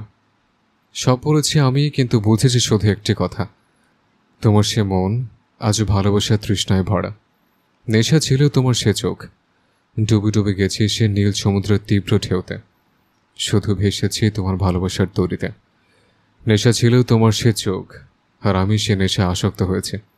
সে নেশা যে এক ছবি, যে ছবি দিয়ে আমি হয়েছি কবি, আর তোমার সে চোখ যেন আমার লেখা কবিতা। আলভি একটু একটু করে শব্দ উচ্চারণ করতে করতে এগোলো। হুমার সামনে এসে এক হাঁটু গেড়ে বসে তার হাতটা হুমার সামনে বাড়িয়ে বলল, হুমা, তুমি আমার নেশা না, কিন্তু তোমার সবটা শুধু আমার নেশা আসক্ত করে। এই নেশা আমি ছাড়তে চাই না, সারাটা জীবন এই নেশা আসক্ত থাকতে চাই। তোমার নেশায় ডুবে থাকার অনুমতিটা আমায় দিবে? হুমার চোখ ছলছল করতে শুরু করলো। তার মনে হতে লাগলো সে অতীত পেরিয়ে আসছে। পৃথিবীর সব সুখ তার জন্য হাত বাড়িয়ে অপেক্ষা করছে। হুমা তার হাত বাড়িয়ে আলভির হাত ধরতেই সব সুখ তার কোলে এসে জুড়বে। হুমা তার হাত বাড়িয়ে দিল আলভির দিকে, কিন্তু হাত ধরতে পারল না। এক আওয়াজ ভেসে উঠল কানে। প্রজেক্টরের দিকে তাকিয়ে দেখে হুমা দাঁড়িয়ে আছে তার সামনে, হাঁটু গেড়ে বসে আছে উজ্জ্বল। উজ্জ্বল বলছে, তোকে কতদিন ধরে ভালোবাসি আমি জানি না। তোর পাগলামিগুলো আমার মন মোহে নেয়। সারা জীবনের জন্য আমার সাথী হবে নাকি? প্রজেক্টরে হুমা হাত বাড়িয়ে দিল উজ্জ্বলের হাতে, আর এদিকে আলভি তার হাত সরিয়ে নিল, উঠে দাঁড়ালো। হুমা আলভির দিকে অবাক হয়ে তাকালো। তার চোখে জল এসেছে, কিন্তু তার বয়ে যাওয়ার সময় এখনো আসেনি। তার সামনে শুধু ভাসছে অতীতের দিনগুলো। সাফা আলভির সামনে এসে বলল, এবার ওর সত্যিটা দেখলি? যখন আমি বলেছিলাম তখন তো বিশ্বাস করিসনি। ভাগ্যিস আবার ঢোকার সময় হুমাকে বাগানের পেছন দিয়ে যাইতে দেখি। আমি আর মিলি ওকে ফলো করে যেয়ে দেখি এই কাণ্ড, তাই ভিডিও করে ফেললাম। আসার পর আহাদ জানাই তুই নাকি ওকে প্রপোজ করবি। ভাবলাম সবাইকে ওর সত্যটা দেখাই। আমি বলেছিলাম না আমার পরিস্থিতিতেই হলে বুঝতি। হুমা তাকালো আলভির দিকে। সে প্রজেক্টরের দিকেই তাকিয়ে আছে। আখি পাশ থেকে বলল, আজ আমি উজ্জ্বলকে প্রপোজ করতাম। ও, তাহলে তুই আবারও তোর ফ্রেন্ডের প্রেমিকের উপরই নজর দিয়েছিস? বাহ। হুমা আখির হাত ধরে বলল, আখি আমার কথা শোন। হুমা, আমার হাতটা ছাড়। হুমা সাথে সাথেই আখির হাত ছেড়ে দিল। একবার আখির দিকে তাকিয়ে সাফার দিকে তাকালো, ধ্রুবর দিকে তাকালো, তারপর তাকালো মিলির দিকে। তার ঠোঁটের কোণায় হাসি। আহাত মুখ মলিন করে রেখেছে। হুমা শেষে আলভির দিকে তাকালো। তার চোখ এখনো প্রজেক্টরে। হুমা বুঝে গেল তার আর এখানে কাজ নেই, পরিণতি বলতে কিছু নেই। এখানে থাকা মানেই কষ্ট। আবারও অবিশ্বাসের পাত্র হয়ে গেল সে। যেখানে বিশ্বাস নেই সেখানে কিসের বন্ধুত্ব আর কিসের ভালোবাসা। হুমা তাচ্ছিল্য হাসি দিয়ে হাঁটা শুরু করলো, অথচ তার চোখে জল। হুমা আলভির পাশ দিয়ে পার হলো, অথচ আলভি একবার না ওর দিকে ফিরে তাকালো আর না ডাকলো। কিন্তু হাতটা ঠিকই ধরলো আলভি।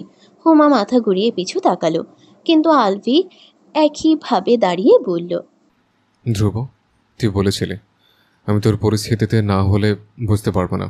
দেখ, আজ আমি তোর পরিস্থিতিতে, অথচ আমি আজও আমার ভালোবাসাকে বিশ্বাস করছি।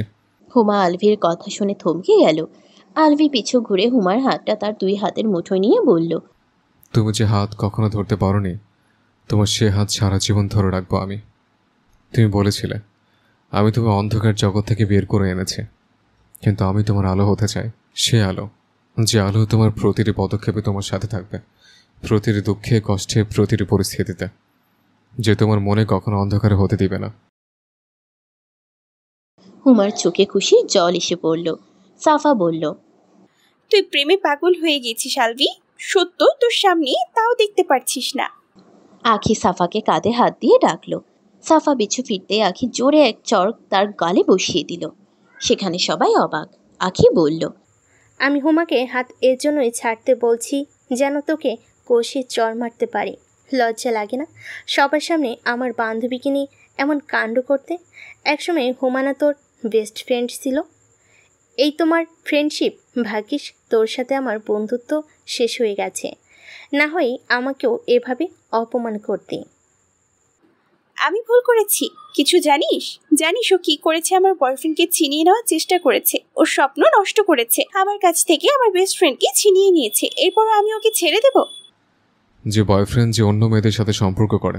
আলভি, তুই ওই মেয়ের কথা শুনে কাহিনী করছিস। আলভি আহাতকে ইশারা করলো। আহাত আলভির ইশারায় কই গেল কে জানে নিয়ে এলো 4টি মেয়ে। এর মাঝে একজনকে হুমার চেনা চেনা লাগছে। মনে পড়ল সে 3টি ছবির মাঝে একটি ছবি মেয়েটার ছিল। হুমা আলভির দিকে তাকিয়ে বলল, আলভি, এই মেয়েটির ছবি আমি দেখেছিলাম। আমি তোমার উপহারের কথা বলেছিলাম না? তোমার উপহার নিয়ে এসেছে। তোমার সাথে যে যা করেছে তার পরিণতি আজই তারাই পাবে।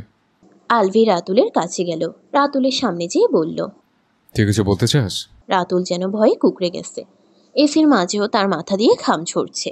আলভি তার পকেটে হাত রেখে বলল, বাহ, এসি রুমের মাঝেও ঘামাচ্ছিস? সাফাও রাতুলের পাশে এসে দাঁড়িয়ে বলল, আলভি, আমি হুমাকে এত কিছু বলেছি দেখে তোর গায়ে লেগেছে, আর এখন তুই রাতুলকে? তুই যখন হুমাকে কিছু বলেছিলি আমি কিছু বলিনি। তুই যদি আমাকে এক মুহূর্তের জন্য ভাই ভেবে থাকিস, চুপ থাক। আমি শুধু হুমার জন্য, ওর সম্মান ফিরিয়ে দেওয়ার জন্য এসব করছি না, আমার বোনের জীবন বাঁচানোর জন্য করছে। সাফা চুপ হয়ে গেল আলভির কথা শুনে। আলভি মেয়েগুলোর সামনে যেয়ে বলল, আপুরা, তুমি সত্যি অনেক সাহসী। অনেক মেয়েদের বুঝিয়েছিলাম গত 2 দিনে, কিন্তু কেউ আসার জন্য প্রস্তুত হয়নি। তোমরা হয়েছে, ধন্যবাদ। এক মেয়ে বলল, আমিও ভয় পাচ্ছিলাম, কিন্তু যখন আপনি বললেন যে অন্য মেয়েদের জীবনও নষ্ট হচ্ছে, তখন আমি না এসে আর পারলাম না। আমার জীবন নষ্ট করে দিয়েছে। আমি ভালোবেসে ওকে আমার সব দিলাম, আর ও ছি।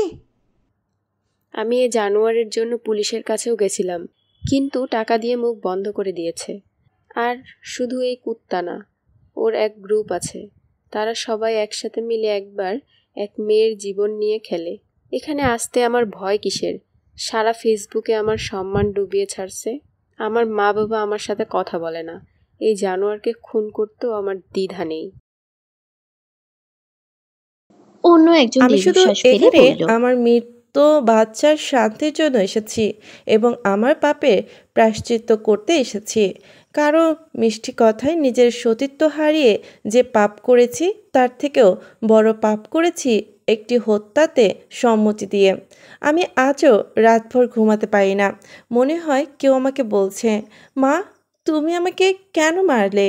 আমি কি দোষ করেছিলাম মা?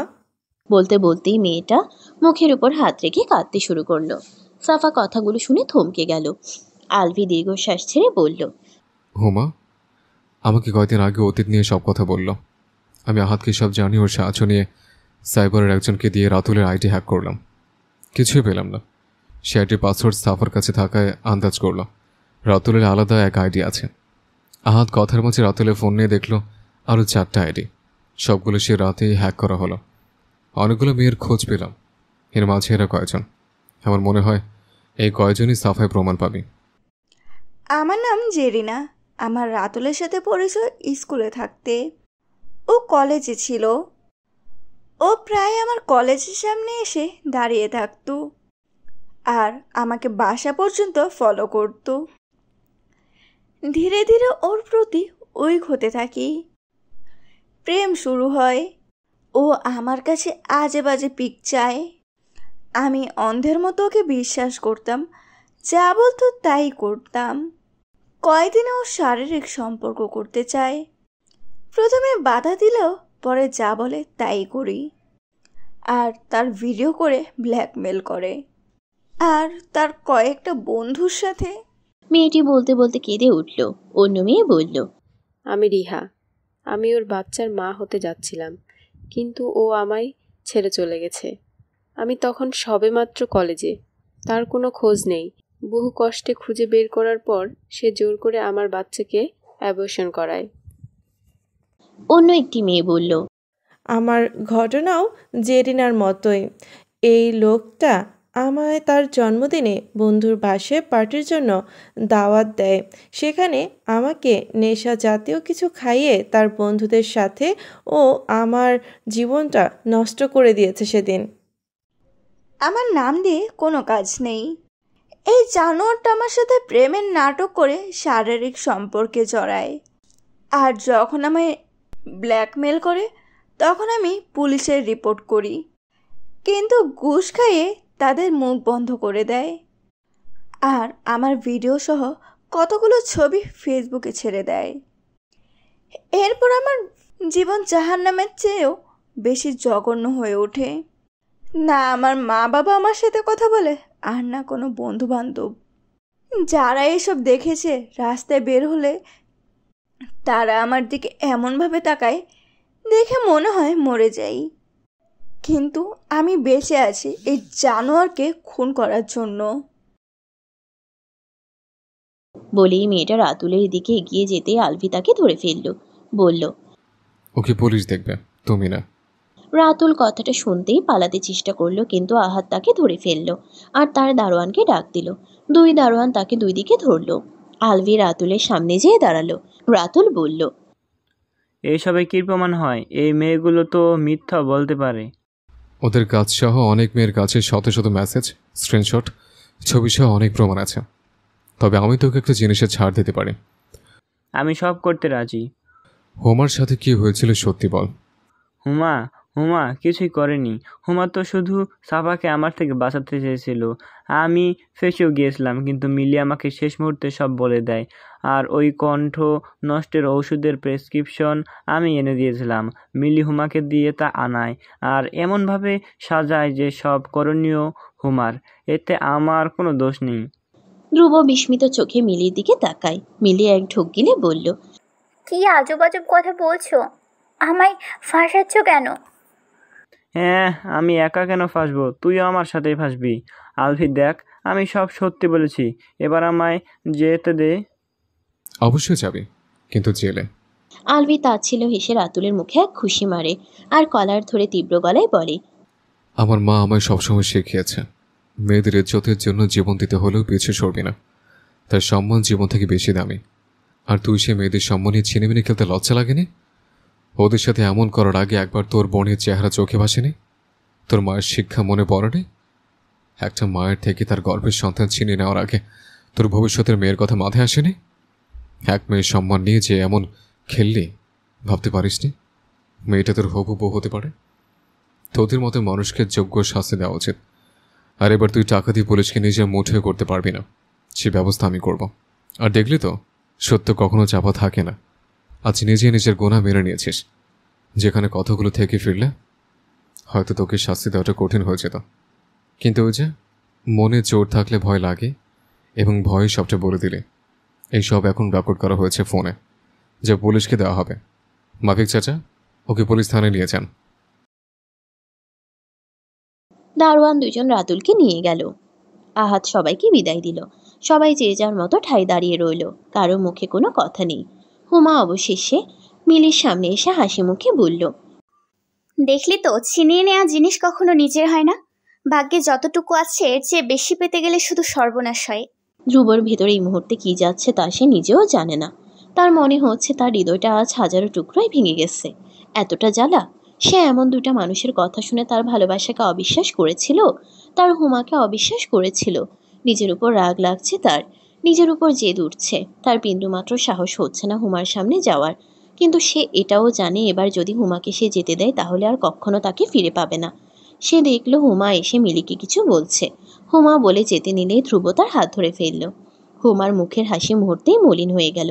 পিছনে ফিরে ধ্রুবর দিকে তাকালো সে। ধ্রুব আহত দৃষ্টিতে তার দিকে তাকিয়ে আছে। হুমা তার হাত মোচড়াতে শুরু করলো। ধ্রুব বলল, হুমা, আমি জানি আমার ভুল হয়েছে, কিন্তু তুমি এটাও জানো আমার থেকে বেশি তোমায় আর কেউ ভালোবাসতে পারবে না। হয়তো, কিন্তু ভালোবাসা দিয়ে জীবন কাটে না। ভালোবাসার মাঝে বিশ্বাস, আস্থা, সময়, যত্ন সব প্রয়োজন, যার একটিও তোমার মাঝে নেই। আর তুমি শুধু সেদিন আমাদের সম্পর্ক ভেঙে দাওনি, তোমার অবহেলা তো আগে এক এক করে আমার সম্পর্কে ফাটল দিতে শুরু করেছিল। এছাড়াও এ কথার কোনো মানে হয় না। আমি অতীত পেরিয়ে এসেছি, আর আমার বর্তমান আমার অপেক্ষায় দাঁড়িয়ে আছে। ধ্রুব হুমার কথা শুনতেই হুমার হাত ছেড়ে দিল। হুমা চলে গেল আলভির কাছে। ধ্রুবর এই মুহূর্তে দেখা ছাড়া অন্য কোনো উপায় নেই। সে তার বুকে পাথর রেখে যেতে দিল তার ভালোবাসাকে। হয়তো এটা তার জন্য না, কিন্তু হুমার জন্য সঠিক। যদিও সে হুমাকে চাইলেই হয়তো ফেরত পেতে পারত, কিন্তু সে অবিশ্বাসের দাগ সবসময় হুমার মনে থেকে যেত। যতবার হুমা তাকে দেখত তার দেওয়া কষ্টগুলোও হুমার চোখের সামনে ভাসত, যা ধ্রুব মোটেও চায় না। সাফা ধপ করে মাটিতে বসে পড়ল। সে যেন এক নিষ্প্রাণ দেহ। তার মুখ দিয়ে কোনো কান্নার শব্দ বের হচ্ছে না, কিন্তু চোখ দিয়ে অনবরত দুঃখ বইছে। হুমা এক দীর্ঘশ্বাস ছাড়ল। আলভি গেট থেকে ফেরত আসতেই জিজ্ঞেস করল, আমাদের যা উচিত ছিল, ওর যে অবস্থা। চিন্তা করো না, আহতকে ঠিকমতো উঠিয়ে দিয়ে আসবে। আর আমি রমাকে ফোন দিয়ে বলে দিচ্ছি যেন সাফার খেয়াল রাখে। তোমাকে দেখলেও নিজেকে আরো বেশি দোষী অনুভব হবে। হুমা এই কথার পর কিছু বলল না, মাথা নিচু করে দাঁড়িয়ে রইল। আলভি ঘুরে যেয়ে হুমার পিছনে দাঁড়ালো আর পিছন থেকে জড়িয়ে ধরে তার কাঁধে মাথা রেখে বলল, আমার লাল টুসিকে লজ্জে আর রাগে লাল হলেই ভালো লাগে, মুখ মলিন করে নয়। কেউ দেখে ফেলবে। দেখুক, আমার কি? আমি কিন্তু এখনো হ্যাঁ বলিনি। তোমার হ্যাঁ আমার প্রয়োজন নেই। তুমি যে আমায় ভালোবাসো তা দেখায় যায়। তাই বুঝি? কোথায়? তোমার নীল সমুদ্র একা চোখে। বাহ, জ্ঞানী মানুষ দেখি চোখেও পড়তে পারে। শুধু তোমার, কারণ সে চোখে শুধু আমার বসবাস। একদম না। আলভি হুমার কথায় মাথা হুটিয়ে হুমার ঘাড়ের চুলগুলো অন্য পাশে নিল। হুমার ঘাড়ে চোখ বন্ধ করে নাক ঘষতে ঘষতে বলল, আবার বলো তো, কি বললে? হুমা কিছুই বলতে পারল না। তার শরীরটা যেন অবশ হয়ে গেছে। সে কাঁপতে শুরু করলো। হুমা কাঁপা কাঁপা কণ্ঠে বলল, কেউ দেখে ফেলবে। দেখলে দেখুক, আজ থেকে তুমি আমার। হঠাৎ কাশির শব্দে দুজনের হুঁশ ফিরল। আলভি মাথা উঠিয়ে দেখে আঁখি। সে হুমাকে ছেড়ে পিছিয়ে যায়। হুমাও আঁখিকে দেখে থতমত খেয়ে যায়। আঁখি চোখ টিপ মেরে বলল, বাসায় অনেক রুম খালি আছে রোমাঞ্চ করার জন্য, আর তোমরা এই খোলা জায়গায় পেলে। আমার মতো সিঙ্গেলদের কথা ভাবো, দেখলেই তো চলে, তাই না? উজ্জ্বলা সেনী মরছে হাতারামটা, ওর 7 জন্মের ভাগ্য আমি ওকে প্রপোজ করতাম। আর ওইটা আইসানিক, ওর 14 গোষ্ঠী যদি উত্থান না করছি। ও তো তোকে প্রপোজ করার জন্য রিং আনতে গেল। কি বলি? উজ্জ্বল তোকে আজ প্রপোজ করতো। আমাকে এখানে এসে জানায়, আমাকে প্রপোজ করেও দেখায় কিভাবে প্রপোজ করবে। ওই যে সাফা ভিডিও করে। ও, তখন উজ্জ্বল প্রপোজ করার প্র্যাকটিস করছিল। হ্যাঁ, তো তুমি কি বুঝছো? এটা নিয়ে মাথা ঘামায়নি। এমনিতে 2 দিন কাজ করতে করতে মাথা হ্যাং হয়ে গেছে। হুমা আলভির দিকে বিরক্তি নিয়ে তাকিয়ে আবার আঁখির দিকে তাকালো। বলল, ও তোর জন্য যে রিং কিনেছিল তা বাসায় রেখে আসছে, আর এই জন্যই আবার গেছে। কথা বলতে বলতেই উজ্জ্বল আর সাকিব এসে উপস্থিত। উজ্জ্বল অবাক হয়ে জিজ্ঞেস করলো, সবাই কোথায়? সবাই গেছে। কই গেছে? বিশাল কাহিনী, তুই নামাই প্রপোজ করতি, এখন জলদি কর। উজ্জ্বল অবাক হয়ে সাকিবের দিকে তাকালো, আবার হুমার দিকে তাকালো। হুমা মাথা চুলকে নিচে তাকিয়ে বলল, সরি, কথায় কথায় বলে দিয়েছি। তোকে তো বলেই ভুল করছি। আখি উজ্জ্বলকে মাথায় মেরে বলল, জলদি প্রপোজ কর। তুই আমাকে মেরে প্রপোজ করাবি? এখন কর, নাইলে লাথি মেরে করাবো। উজ্জ্বল হাঁটু গেড়ে বসে আখির দিকে রিং বাড়িয়ে দিল। তোকে কতদিন ধরে ভালোবাসি আমি জানি না। তোর পাগলামিগুলো আমার মন মোহে নেয়। সারা জীবনের জন্য আমার সাথী হবে নাকি? আহ, এরকম ডায়লগ যখন আমার জন্য বলছিস শুনতে কত ভালো লাগছে। মানে পরে, আগে রিং পরা। উজ্জ্বল আখিকে রিং পরালো। উজ্জ্বল উঠে দাঁড়াতেই আবারও জিজ্ঞেস করলো, এবার বলবি কি হয়েছে? সবাই কই গেল? আখি সব খুলে বলল।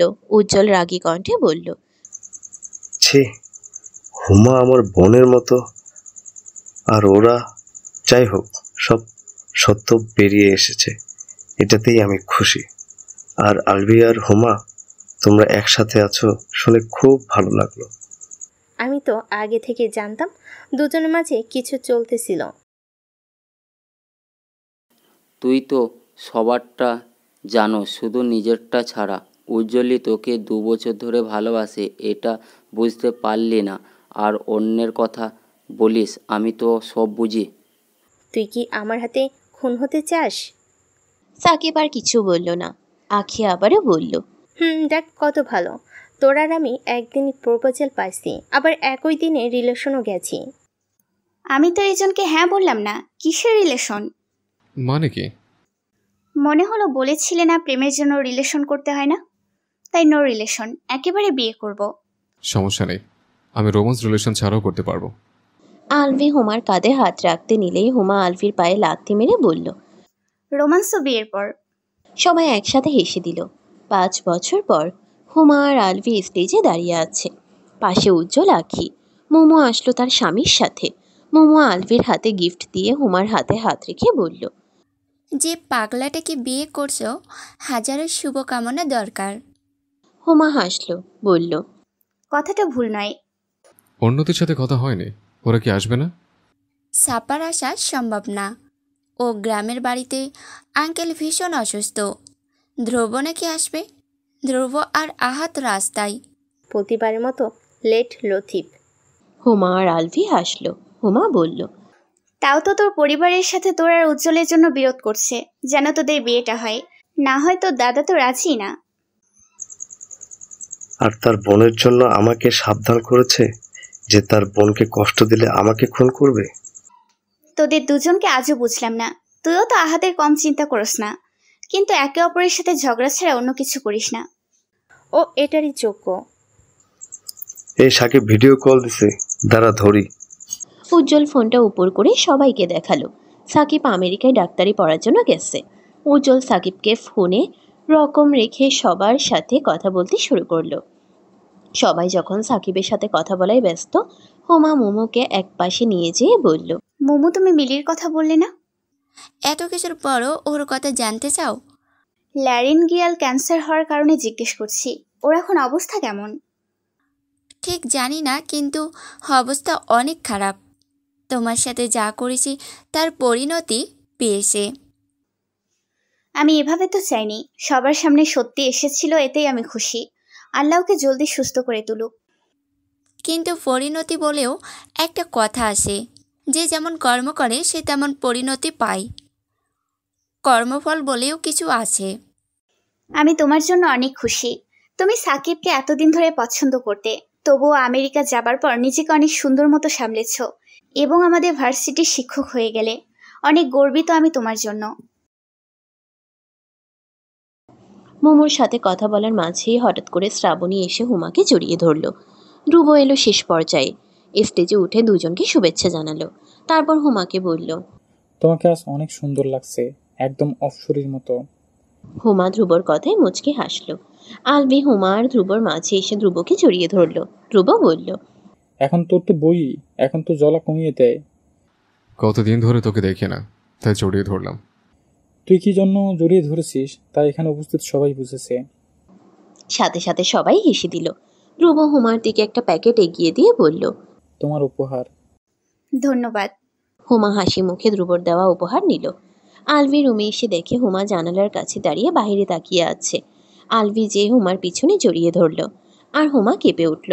হুমা বলল, উফ, তোমার পেছন থেকে আচমকা এসে জড়িয়ে ধরার অভ্যাসটা বদলাও তো। হুম, সম্ভব না। আলভি পিছন থেকেই হুমার গালে এক চুমু খেলো। হুমা বলল, বড্ড ফাজিল হয়ে গেছো। নিজের বউকে আদর করা কি ফাজলামি নাকি? অবশ্যই। আলভি হুমাকে নিজের দিকে ঘুরিয়ে বলল, তাহলে তো এখনো ফাজলামি দেখেননি ম্যাডাম, বহুত ফাজলামি দেখার বাকি আছে। ইস, দাঁড়াও, আমিও ফাজলামি দেখাচ্ছি। বলেই হুমা আলভিকে কাতুকুতু দেওয়া শুরু করলো, আর আলভি লাফাতে শুরু করলো। হুমা এদিকে হাসতে হাসতে কাহিল। আলভি হুমার হাত দুটো ধরতে সক্ষম হলো। তারপর হুমার হাত দুটো তার পিঠের কাছে মুড়িয়ে ধরে কাছে টেনে নেয় হুমাকে। হুমার চোখে চোখ রেখে বলল, লালটুসি, এভাবে লজ্জা পেলে কিন্তু বেশিক্ষণ নিজেকে কন্ট্রোল করতে পারবো না। হুমা লজ্জায় আলভির বুকে মাথা লুকালো। আলভি বলল, তোমার কথা ছিল বাসরাতে গান শোনাবে, কথা অনুযায়ী এখন শোনাও, তারপর আমার ফাইজলামিও শুরু করতে হবে। হুমা হেসে দিল। আলভির বুকে মাথা রেখেই গাইল, আমার একলা আকাশ থমকে গেছে রাতের স্রোতে ভেসে, শুধু তোমায় ভালোবেসে আমার দিনগুলো সব রং চিনেছে তোমার কাছে এসে, শুধু তোমায় ভালোবেসে তুমি চোখ মেললে ফুল ফুটেছে আমার ছাদে এসে, ভোরের শিশির ঠোঁট ছুঁয়ে যায় তোমায় ভালোবেসে, আমার একলা আকাশ থমকে গেছে রাতের স্রোতে ভেসে, শুধু তোমায় ভালোবেসে। আলভি জানালার ওপারে চাঁদের দিকে তাকিয়ে আছে, নিজের প্রাণকে বুকের মাঝে আঁকড়ে রেখে। ধ্রুব ছাদে দাঁড়িয়ে চাঁদ দেখছে। এর মাঝেই তার ফোন বেজে উঠল। ফোনের স্ক্রিনে সাফার নাম্বার। ধ্রুব ফোন ধরে জিজ্ঞেস করলো, কি খবর? এই তো ভালো, তোর? ভালো। মনে তো হয় না ঠিক আছিস। বিয়েতে আসলি না যে? সাহস পাইনি, উমাকে ফেস করার সাহসটা নেই। ও তোকে মাফ করে দিয়েছে। কিন্তু আমি নিজেকে করিনি। এছাড়া এত বছর বাবার থেকে নিজের বাড়ির থেকে দূরে ছিলাম, যা এ 5 বছরেও পূরণ হয়নি। তাই দূরে যেতে মন চায় না। কয়েক বছর হবে জানি না। ফোনের ওপার থেকে সাফা দীর্ঘ নিঃশ্বাসের শব্দ শুনতে পেল ধ্রুব। সাফা আবারও বলল, তুই ওকে একবার বলতেও পারতি যে কলেজে তুই ওকে অবহেলা করিসনি, বরং ওর জন্মদিনে উপহারের জন্য 2 মাস ধরে দোকানে কাজ করেছিস রাত দিন, ওকে শুধু সারপ্রাইজ দিবি বলে। দরকার কি? সব তো ভালোই চলছে, চলুক। হুমা আলভির সাথে সুখে আছে। তুই আর আমি ছাড়া শাড়িটার কথা কেউ জানে না, ভবিষ্যৎ কাউকে জানতেও দিস না। কথাটা বলার সময় যেন ধ্রুবর দম আটকে আসছিল। তার চাপা কণ্ঠস্বর সাফা পরিষ্কার শুনতে পেল, কিন্তু সাফা কিছু বলল না। ধ্রুব আবার বলল, জানিস আজ ওর বিয়েতে ওকে কি উপহার দিয়েছি? কি? সে 2 মাস পরিশ্রমের বিনিময়ে ওর জন্য যে লাল আর সাদা রঙের শাড়ি কিনেছিলাম, সে শাড়িটা আজ ওর বিয়েতে দিলাম। তুই তো পছন্দ করে দিয়েছিলি। সাফার আওয়াজে কান্না যেন মিশানো ছিল। কান্না ভেজা কণ্ঠে সে বলল, মনে আছে তুই আমার পাগল করে দিয়েছিলি? হুমাকে তুই সাদা রঙেই শাড়ি দিবি, তারপর আমি 2 রং মিশানো পছন্দ করে দিলাম, কারণ সম্পূর্ণ সাদা রং দেওয়া ঠিক হতো না। আর তুই কিছুক্ষণ পর পর হুমাকে এই শাড়িতে একদম অপসরি লাগবে, আমার প্রথম কামাইয়ের শাড়ি পরবে হুমা, শাড়ি পরবেই সাজবে, শাড়িটা দেখে কত খুশি হবে না সে? ধ্রুব হাসলো, বলল, হ্যাঁ, কিন্তু এখন শাড়িটা পরবে, সাজ দিবে, চোখে কাজল দিবে, সব অন্য কারো নামে। ফোনের ওপাশ থেকে কথা ফেরত এলো না, শুধু ভেসে এলো কান্নার শব্দ। ধ্রুব দীর্ঘশ্বাস ছেড়ে আকাশের দিকে তাকালো। নীল কালো মেঘের মাঝে চাঁদটা উঁকি মারছে। সে চাঁদ দেখে ধ্রুবর সেদিনটি মনে পড়ে গেল। হুমার সে নীল বর্ণ সমুদ্রের মতো নয়নের প্রথম দর্শন হয়েছিল তার। ধ্রুব হেঁটে যাচ্ছিল তার ফোনে বন্ধুর সাথে কথা বলতে বলতে। হঠাৎ তার কাঁধে ধাক্কা খেয়ে তার হাতের থেকে ফোনটা পড়ে গেল। ধ্রুব রাগে উপরে তাকালো। মেয়েটি পিছনে ফিরতেই মেয়েটি কাজল ভরা নীল চোখ দেখে তার বুকের ভিতরটা নড়ে উঠল। মনে হলো এই নীল সমুদ্রের মাঝে সে শতবার ডুবতে পারে। সমাপ্ত।